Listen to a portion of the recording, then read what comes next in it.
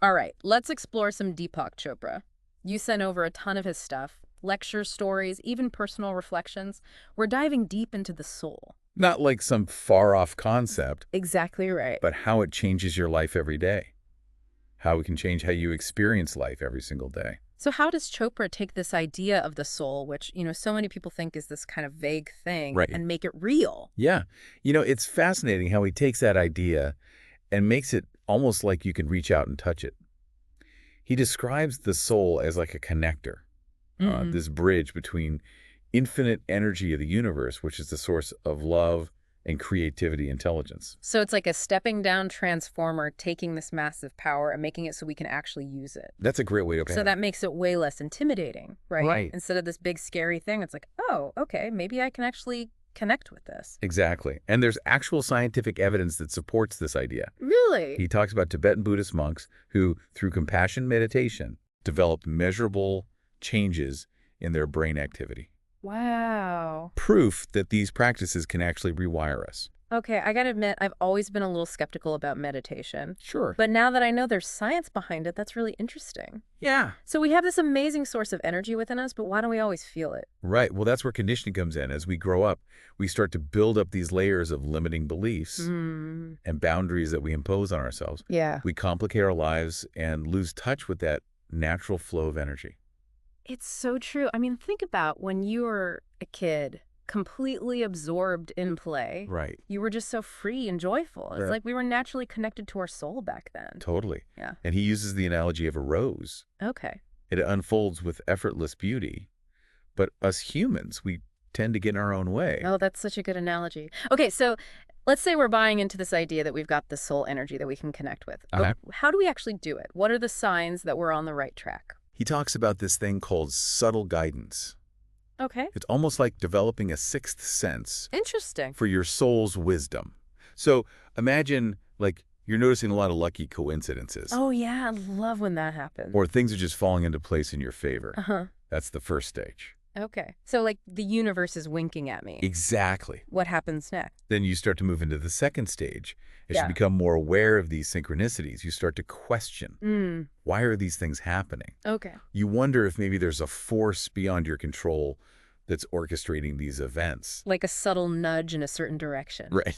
Interesting. Okay, so what's the final stage? You recognize and trust your inner guide, that connection to your soul. Uh-huh.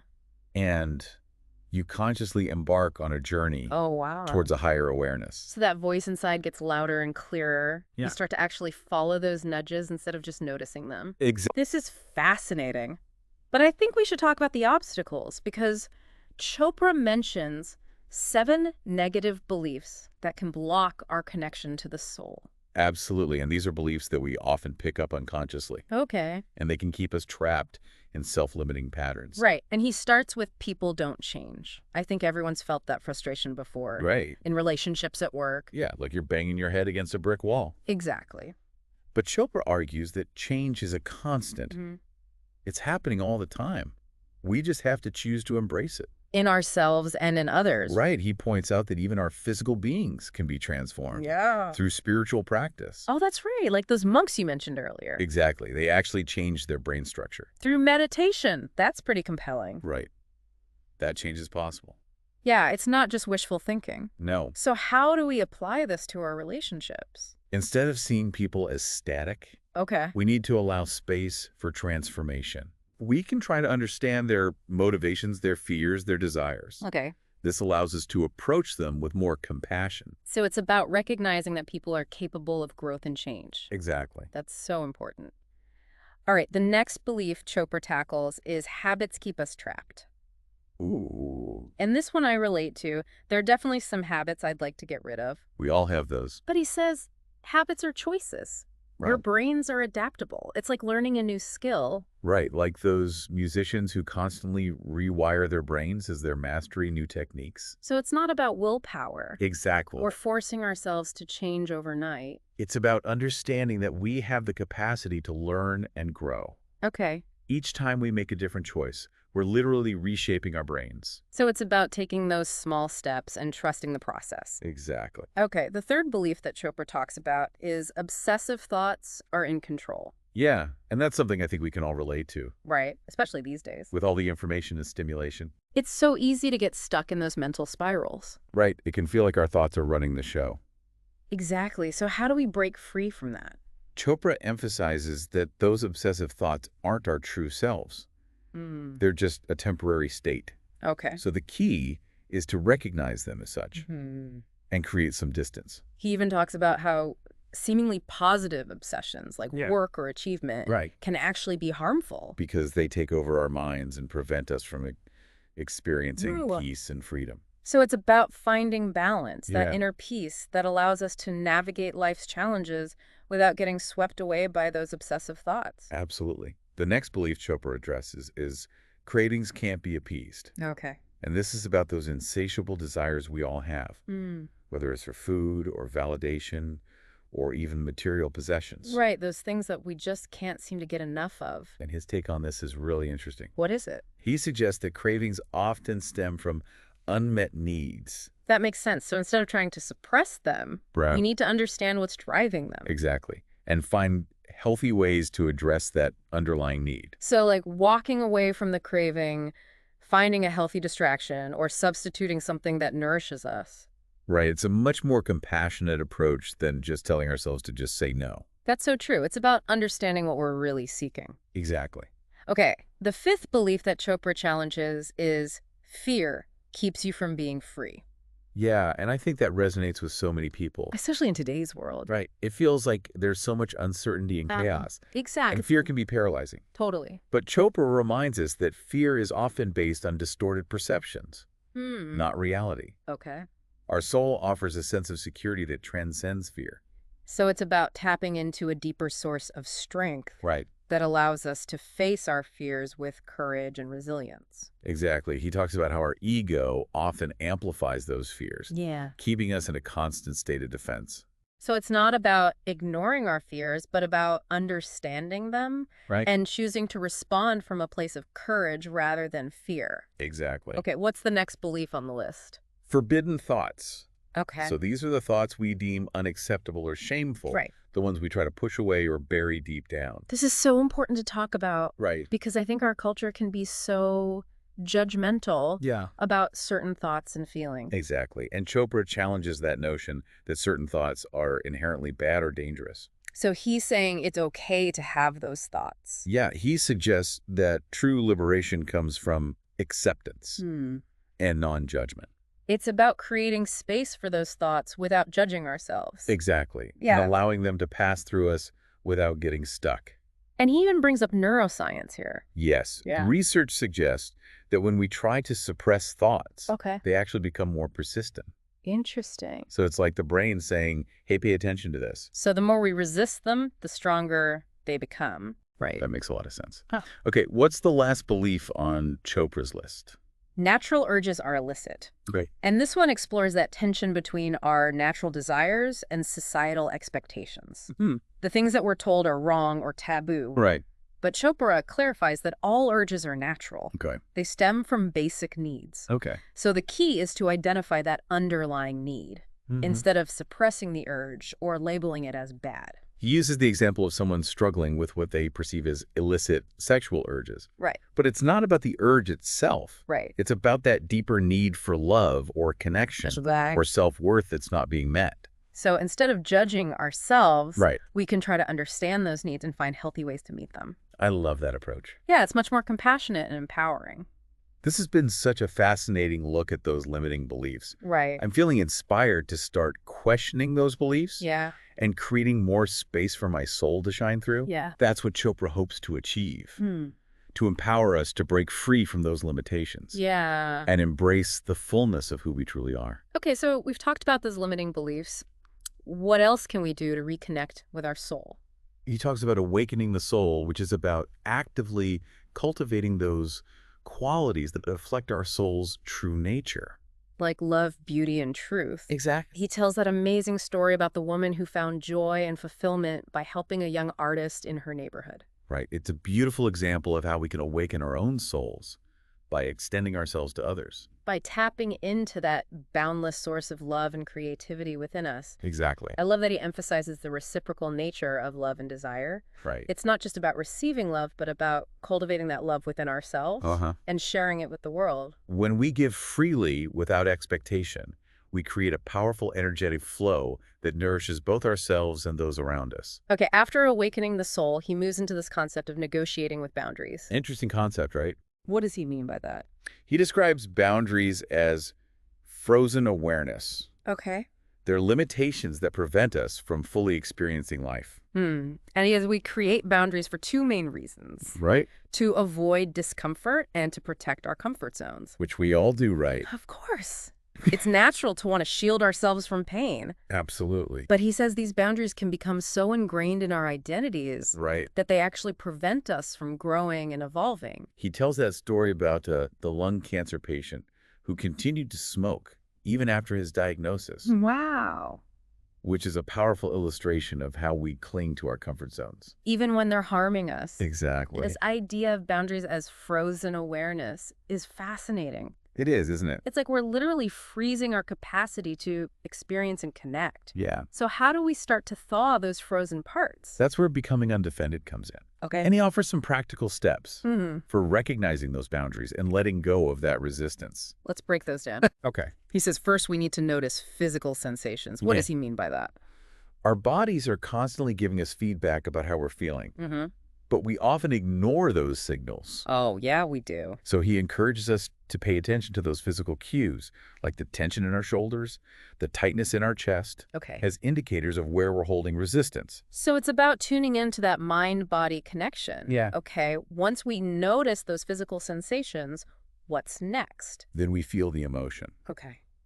And this is where it gets challenging. Because it's not always easy to sit with uncomfortable emotions. Exactly. Hmm. But he emphasizes that suppressing those emotions only makes them stronger, He even talks about those common physical signs of fear and anger. like the tight stomach, the flushed skin. Right. It's about acknowledging those feelings instead of trying to push them away. Exactly.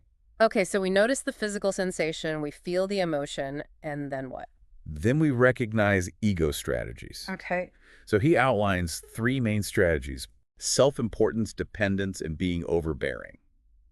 So those are like defense mechanisms. Yeah, okay. That our ego uses to protect itself. Right. But they prevent us from being truly authentic and vulnerable. He gives some specific examples like bragging Right. or putting others down as signs of self-importance. Exactly. It's about becoming aware of those patterns. So we can start to shift them. Right. It's like shining a light on those unconscious patterns that keep us stuck in those cycles of defense. Okay, so we've talked about recognizing those boundaries. Yeah.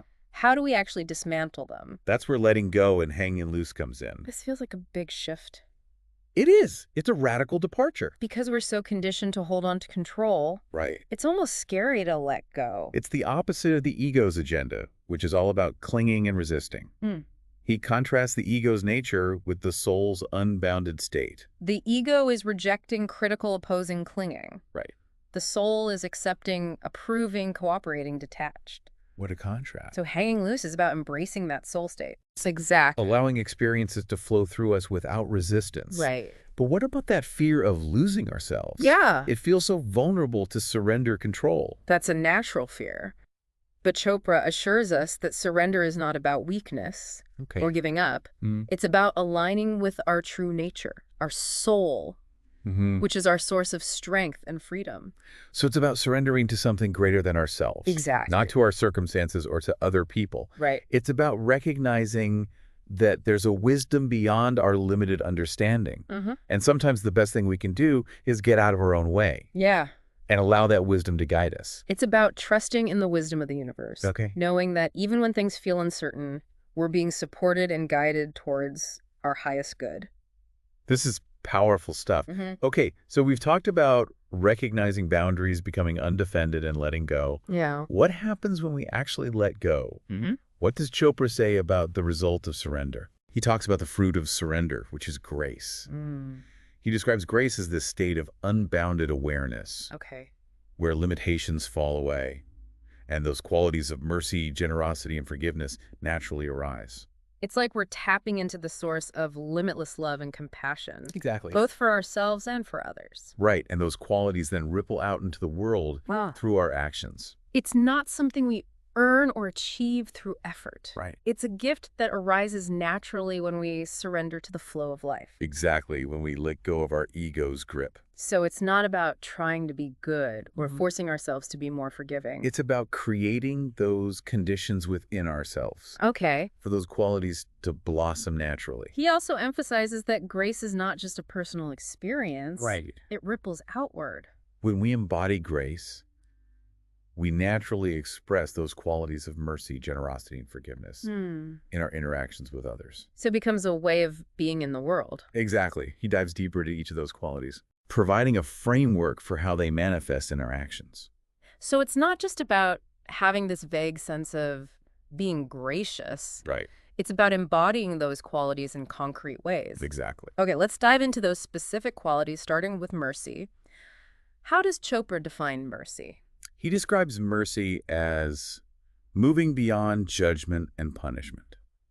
It's about recognizing the shared humanity in everyone, Okay. understanding that we all make mistakes. We all have our struggles. Exactly. So it's about extending compassion instead of condemnation. Right. Like instead of writing someone off, Yeah. you try to understand what might have led them to that choice. He gives a great example. Okay. Imagine encountering a panhandler on the street. It's so easy to judge, to look away, to create distance. Right. But mercy invites us to see that person's humanity, to offer kindness instead of turning away. It's about remembering that we're all connected. We're all part of this human experience with all its messiness and imperfections. Exactly. And sometimes the people who trigger us the most are actually reflecting back those parts of ourselves that we've judged or rejected. Oh, that's such an important point. It's so easy to project our own shadows onto others. Absolutely. So mercy invites us to turn that judgment inward Yes. and offer ourselves that same compassion. Exactly. Okay, after mercy, Chopra talks about freely bestowing. What does that mean? Freely bestowing is about giving without expectation of return. It's about recognizing the abundance of the universe and trusting that there's always enough to go around. So it's about shifting from that scarcity mindset to a mindset of abundance. Right. Knowing that we're always supported and provided for. He contrasts this with the ego's tendency to barter and calculate, always keeping score of who owes what. Right. Grace is about giving from a place of overflow, not from a sense of lack. It's funny how we get caught up in those tit-for-tat exchanges. Right. Keeping track of who did what for whom. Yeah. Freely bestowing feels so much more liberating. Right. Like we're tapping into a limitless source of generosity. Exactly. And it's not just about material things. It can be as simple as offering a genuine compliment, giving someone your undivided attention, or simply holding space for someone who's going through a tough time. Okay, so we've talked about mercy and freely bestowing. What does Chopra say about the third quality of grace, which is being available to all? This one emphasizes that grace doesn't discriminate. Okay. It's available to everyone, regardless of their background, their beliefs, or their actions. I love that. It's about recognizing the inherent worth in every being, regardless of their flaws or mistakes. Right. It's about seeing beyond those superficial differences and connecting with that shared humanity. That unites us all. Exactly. He contrasts this with the ego's need to feel special, to elevate itself above others. Right. Grace levels the playing field. Recognizing the inherent worth in every being. Exactly. So it's about letting go of that need to be superior or to judge others based on their perceived flaws. It's about embracing equality and recognizing that we're all on this journey together.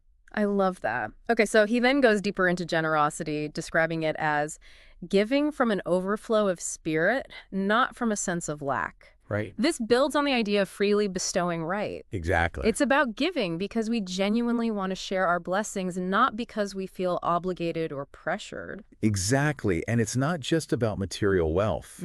It's about sharing our time, our energy, our talents, our love. Right. It's about recognizing that we all have something unique to offer. And when we share those gifts freely, we create a ripple effect of generosity. That benefits everyone. It's about recognizing that the more we give, the more we receive. Right. Not in a transactional sense. No. But in the sense that generosity opens our hearts and creates a flow of abundance in our lives.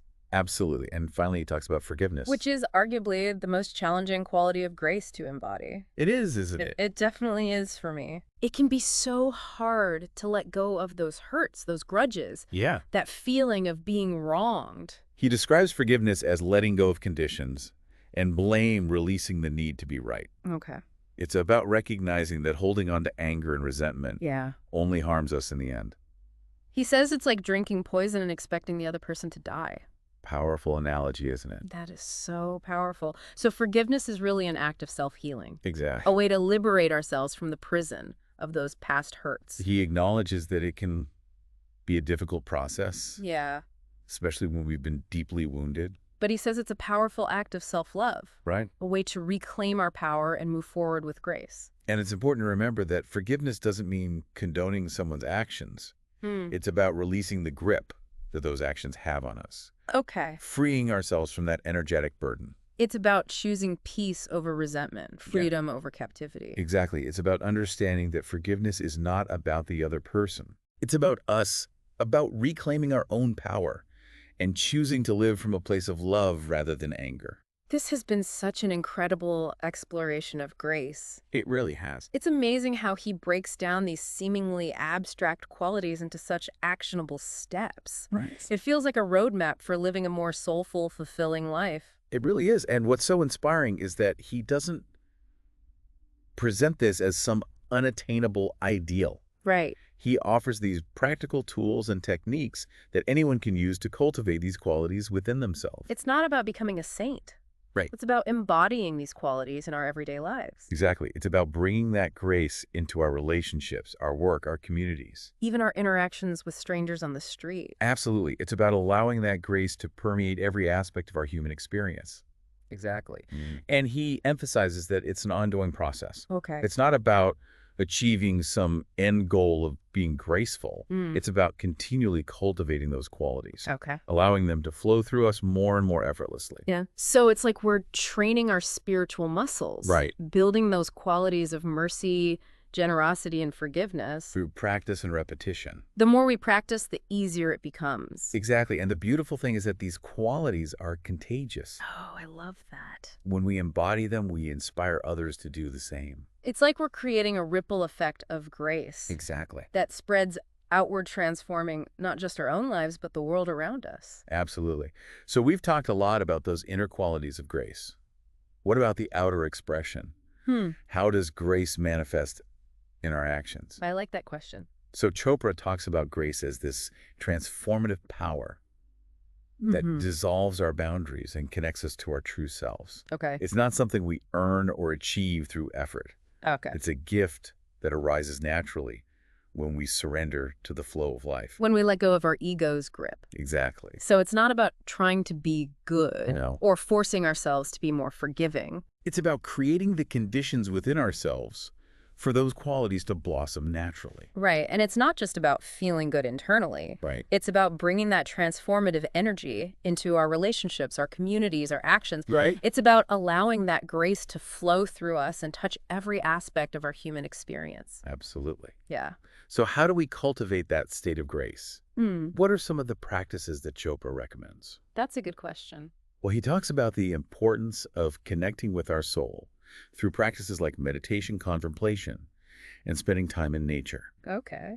He also emphasizes the power of intention, suggesting that by setting clear intentions, we can align ourselves with our soul's purpose and attract those experiences that will support our growth. So it's about being intentional with our thoughts, our actions, and the energy we bring to the world. Exactly. It's about making choices that nourish our soul and create a ripple effect of positivity. Exactly. He also encourages us to embrace those qualities of grace, mercy, generosity, and forgiveness in our daily lives. He reminds us that these qualities aren't just virtues to strive for. Okay. They're expressions of our true nature, our soul's essence. I love that. It's not about trying to be someone we're not, Right. but about tapping into that inherent goodness. That's already within us. Allowing those qualities to shine through in all our interactions. And he also talks about recognizing and releasing those limiting beliefs that keep us stuck. Right, like people don't change or habits keep us trapped. Exactly. And he encourages us to challenge those beliefs, to question their validity, and to choose more empowering beliefs. That support our soul's growth. Right. He suggests that we can start to shift those beliefs by becoming aware of when they're operating. Okay. By noticing how they show up in our thoughts, our emotions, and our behaviors. So just becoming aware of them is the first step. Right. And then we can start to look for evidence that contradicts those beliefs. Oh, interesting. To look for examples in our own lives and in the lives of others that prove those beliefs wrong. So it's about actively challenging those negative thoughts. Right. And replacing them with more empowering beliefs. That support our soul's journey. Okay, so we've talked about intention and we've talked about those beliefs. Are there any other practical steps we can take to cultivate grace? He talks about the importance of practicing gratitude. Okay. Focusing on the things that we appreciate in our lives, no matter how small they may seem. Shifting our attention from lack to abundance. Exactly. Recognizing all the blessings that we already have. He suggests keeping a gratitude journal. Oh, yeah. Writing down 3 things you're grateful for each day. I've heard that's really helpful. It's such a simple practice. Right. But it really does shift your perspective. It's amazing how powerful gratitude can be. It is, isn't it? It's like we're training our minds to focus on the good, to appreciate the beauty that's all around us. And when we're feeling grateful, it's so much easier to be generous and forgiving. Absolutely. It's like gratitude opens our hearts. Yeah. And allows that grace to flow through us more effortlessly. Exactly. Okay, so gratitude, what else? He also encourages us to practice forgiveness both toward ourselves and others. Okay. He reminds us that everyone makes mistakes. And holding on to anger and resentment only harms us in the end. I love his analogy of forgiveness being like releasing a bird from a cage. We're the ones trapped in the cage. When we hold on to those grudges. That's such a beautiful image. Yeah. He emphasizes that forgiveness doesn't mean condoning someone's actions. Right. It's about freeing ourselves from the burden of those past hurts so we can move forward with peace and lightness. So it's recognizing that we all have the capacity to hurt and to be hurt. Right. And forgiveness is an act of compassion both for ourselves and for the other person. Exactly. He also encourages us to cultivate self-compassion. Right. To be kind and gentle with ourselves, especially when we make mistakes. Because we tend to be so much harder on ourselves than we are on others. That is so true. It's like we have this inner critic that's constantly judging and berating us. He reminds us that we're all works in progress and that it's okay to make mistakes. It's through those mistakes that we learn and grow. Right. And I love his suggestion of talking to ourselves like we'd talk to a loved one if they were struggling. Yeah. It's about offering ourselves that same kindness, understanding, and support. That's such a powerful practice. It's a great reminder that we deserve love and compassion, especially from ourselves. Absolutely. Okay, so we've covered gratitude, forgiveness, self-compassion. What else does Chopra recommend? Well, he talks about the importance of connecting with nature. Oh, okay.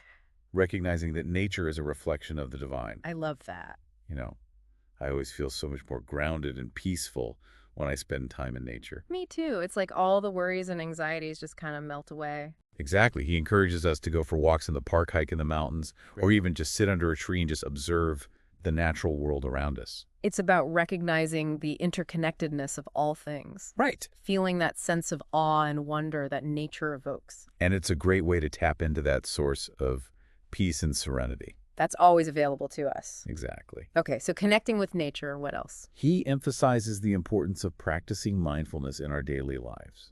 What does he mean by mindfulness? Mindfulness is about paying attention to the present moment Oh, without judgment. okay. It's about being fully present with whatever you're doing, whether it's washing the dishes or walking the dog or having a conversation. With a loved one. Exactly. Okay. So it's about bringing our full attention to the here and now, Right. rather than getting caught up in thoughts about the past or future. Okay, so being present in the moment. Exactly. And when we're mindful, we're more likely to notice those subtle nudges from our soul, those synchronicities that guide us toward our highest good.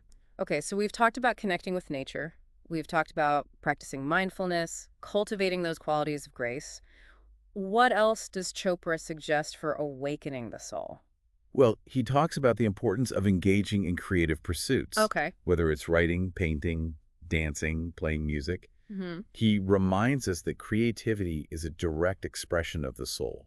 It's a way to tap into that source of infinite possibility. Exactly. And bring our unique gifts to the world. And he also encourages us to find ways to contribute to the well-being of our communities and the world around us. So engaging in service to others. Exactly. This goes back to the idea of freely bestowing right. Right. It's about recognizing that we're all interconnected, and that by helping others, we're ultimately helping ourselves. It doesn't have to be anything grand or heroic, does it? No, not at all. It could be as simple as volunteering at a local soup kitchen. Donating to a charity. Right. Or simply offering a helping hand to someone in need. And I love that he emphasizes the importance of finding those acts of service that bring us joy. Yes, it's about aligning our actions with our heart's desires. Rather than feeling obligated or burdened. Exactly. He also talks about the importance of seeking out spiritual teachers and mentors who can guide us on our journey. So it's like having a map and compass when we're exploring unfamiliar territory. Right, and he encourages us to find teachers who resonate with us, right? Who embody those qualities that we aspire to cultivate. So surrounding ourselves with people who inspire us, yes, challenge us to grow, and support us on our path. He also encourages us to explore different spiritual traditions and practices. To find those that resonate with us on a deep level. So being open-minded and curious and willing to learn from different perspectives. Exactly. And he reminds us that there's no one right way to connect with the soul. It's a personal journey. Right. And what works for one person may not work for another. This is all so inspiring, but it can feel a little overwhelming. Like, where do we even begin? Well, Chopra reminds us that it's not about making drastic changes overnight. It's about taking small steps, making gradual shifts in our awareness, and trusting the process. He suggests that we start by simply noticing. Paying attention to those moments when we feel connected, when life feels effortless, when we experience that sense of joy and fulfillment. Right, he calls it tuning in. Tuning in. It's about becoming more aware of those moments when we're aligned with our soul, when we're tapping into that source of love, creativity, and wisdom. He says we should write down those experiences. Yes, those qualities that we want to cultivate. And carry those reminders with us throughout the day. And he emphasizes the power of intention. Yes, by setting clear intentions, we can invite in those experiences that will support our growth. And help us reconnect to our soul. So we're consciously choosing to shift our focus. Right. To create space for those soul-nourishing experiences. Exactly. And to trust that the universe will support us. Along the way. The journey towards soul connection isn't a linear path, is it? It's not. It's a process of ebb and flow, of expansion and contraction. There will be moments when we feel deeply connected. And there will be times when we feel lost and disconnected. But he encourages us to be patient with ourselves, to trust the process. And to remember that every experience, every challenge is an opportunity for growth and expansion. And he emphasizes the importance of surrounding ourselves with people who support our journey. Yes, absolutely. People who inspire us to be our best selves. It's about creating a community. Right. Of like-minded souls who are committed to growth. Who lift us up and encourage us to keep moving forward. He suggests that we seek out those teachers, mentors, and friends who embody those qualities that we aspire to cultivate. I've definitely noticed that the more I surround myself with people who are positive, supportive, and growth-oriented, the more I feel inspired to step into my own power. It's like we're creating an energetic field that supports each other's evolution. Exactly. Okay, so we've explored a lot of practices for awakening the soul, but I'm curious to hear about your personal experience. Sure. Have you found any practices that have been particularly helpful for you? Yeah. That's a great question. On your own journey. For me, meditation has been a game changer. It's not always easy to quiet my mind.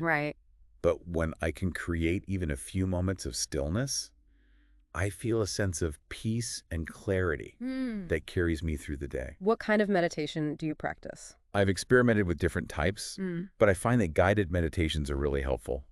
Especially when I'm first starting out, there's so many great resources available online and through apps. I've been wanting to try meditation for a while. But I always have this excuse that I don't have enough time. I totally understand. But honestly, even 5 minutes a day can make a difference. Really? And the more we practice, the easier it becomes. To access that state of stillness? It's exactly. Okay, I'm going to commit to trying it out. What other practices have you found helpful? I've also found that spending time in nature is incredibly restorative. Whether it's going for a walk in the park, hiking in the mountains, or simply sitting under a tree. Being in nature helps me to feel grounded and connected to something larger than myself. I totally agree. I love that feeling of awe and wonder that nature evokes. It's like a reminder that there's so much beauty and magic in the world. Exactly. And it's a great way to tap into that sense of peace and serenity. That's always available to us. This has been such a rich and insightful conversation. It really has. I'm feeling so inspired. Good. To deepen my connection with my soul and to embody those qualities of grace. I'm so glad to hear that. Thank you so much for sharing your wisdom with me today. I'm feeling incredibly grateful for this conversation. It's been my pleasure. And remember, you have everything you need within you to live a soulful and fulfilling life. Just trust your inner guidance and keep following those nudges from your soul. So we've unpacked a lot from Chopra about the soul, everything from sneaky limiting beliefs to practical ways to cultivate more grace in our lives. What really stands out for you? You know, it's interesting how Chopra emphasizes that the soul is not this passive, ethereal thing. It's active. Yeah. You know, like it's constantly interacting with us, guiding us, supporting us. It's like this wellspring of energy that we can tap into to really live more fulfilling lives. And you mentioned earlier that there's actual scientific evidence to support this idea of the soul. Can you talk more about that? Yeah, so Chopra talks about how our understanding of the brain is really evolving rapidly. We know now that the brain is plastic, meaning that it can change and adapt throughout our lives. And he points to research on neuroplasticity, showing that things like meditation can actually alter the structure and function of the brain. They create new neural pathways and even increase gray matter. So this isn't just some mystical concept. There's real science behind it. Exactly. It's not woo-woo stuff. Right. And this really ties into Chopra's idea that we're not just victims of our genes or our circumstances. We actually have the power to shape our own reality through our thoughts, our beliefs, our actions. That's really empowering. It is. So we're not stuck with the hand we've been dealt. We can rewire our brains. For greater happiness and peace. Exactly. And fulfillment. He also talks about this concept of mirror neurons. Okay. Which are neurons that fire both when we do an action and when we observe someone else doing the same action. Oh, wow. So we're wired for empathy.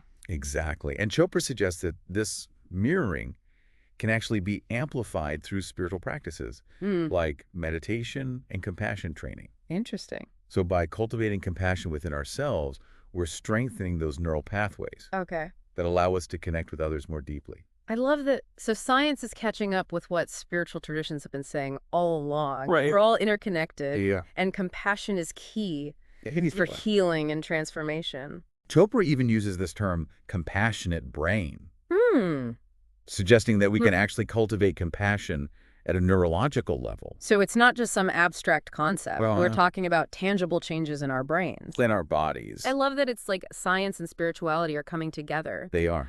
To give us this holistic understanding of who we are and how we can live these fulfilling lives. And he talks about the soul's energy, you know, how we can activate that energy and allow it to flow through us. Okay. He uses this analogy of electricity. Okay. It's not enough to just have electricity in our homes. We have to flip the switch to activate it. We have to plug in the appliances, right? Right. Similarly, we have to flip the switch on our soul energy. How do we do that?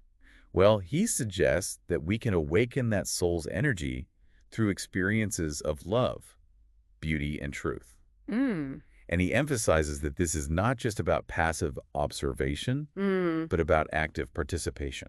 So it's not just about appreciating a beautiful sunset. It's about creating something beautiful. Exactly. Whether it's a piece of art or a meal. Yeah, or a connection. Or a connection. With another person. Right. It's about expressing that soul energy through our creativity, our actions, and our interactions with the world. So how do we know when we flip the switch? Well, that's a great question. What does it feel like to be connected to that soul energy? Well, Chopra describes it as this state of flow.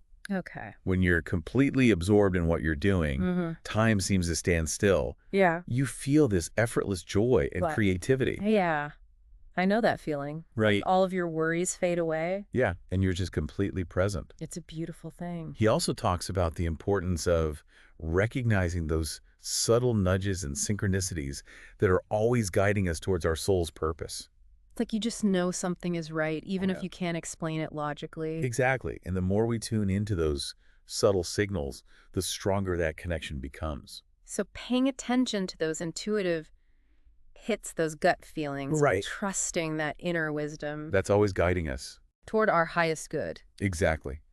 And he gives some practical tools and techniques to enhance that connection to the soul. Things like meditation, contemplation, and mindfulness practices. So creating space for stillness. Yeah. Quieting the mind. So we can hear those whispers of our soul. And he talks about intention. Yes. Setting clear intentions to align ourselves with our soul's purpose. And attract those experiences that will support our growth. So it's like we're co-creating our reality with the universe. Right. Consciously choosing to invite in those experiences that nourish our soul. Exactly. And help us to fulfill our potential. He also talks about letting go of those boundaries that he describes as frozen awareness. He suggests that these boundaries are really preventing us from fully experiencing life and allowing that soul energy to flow through us freely. He uses that image of the dog chasing its tail, just going in circles. Never gaining ground. It's a powerful metaphor. Right, for how we get stuck in those repetitive patterns, those self-imposed limitations. That keep us from experiencing life fully. Exactly. So he encourages us to become aware of those boundaries, to pay attention to the physical and emotional cues that indicate where we're holding resistance. And he reminds us that letting go of those boundaries doesn't mean being reckless. It's about recognizing that we're supported. By a greater power. We're not alone. Exactly. He talks about cultivating a sense of trust and surrender. Knowing that we're being guided and protected, even when things feel uncertain. So stepping out of our comfort zones. Right. Embracing the unknown. Trusting that the universe will catch us if we fall. He says it's not about giving up our power. It's about reclaiming our power. Okay. Recognizing that we have the ability to choose how we respond. To life's challenges. Exactly. So surrendering to a higher power. Yeah. That wisdom beyond our understanding. Letting go of that need to control everything and trusting that the universe has a plan for us. Even if we can't see the big picture. Exactly. And when we surrender to that flow, when we let go of those rigid beliefs and expectations, something magical happens. What is it? We experience grace. You mentioned grace earlier as that fruit of surrender. Can you talk more about that? What is grace and how do we cultivate it? You know, he describes grace as this ultimate fruit of surrender, a state of unbounded awareness where those limitations fall away. And we experience those qualities of mercy, generosity, and forgiveness effortlessly. It's like tapping into a limitless source of love and compassion. Exactly, for ourselves and for others. Right. And he says that grace isn't something that we earn or achieve through effort. It's a gift that arises naturally when we surrender to the flow of life, when we let go of our ego's grip. So it's not about trying to be good or forcing ourselves to be more forgiving. Right. But it's about creating the conditions for those qualities to blossom naturally. And it's not just about feeling good internally. It's about bringing that energy into our relationships and actions, allowing it to flow through us. Touch every aspect of our experience. This has been incredible. It really has. We've covered so much, from limiting beliefs to grace, the science behind the soul, and techniques for cultivating a more soulful life. I'm feeling so inspired. That's great. Really energized. You know, this is just the beginning. The journey of soul connection is ongoing. It's a process of discovery, growth, and transformation. So keep exploring, keep growing, and keep trusting in the power of your own soul. Until next time, happy diving.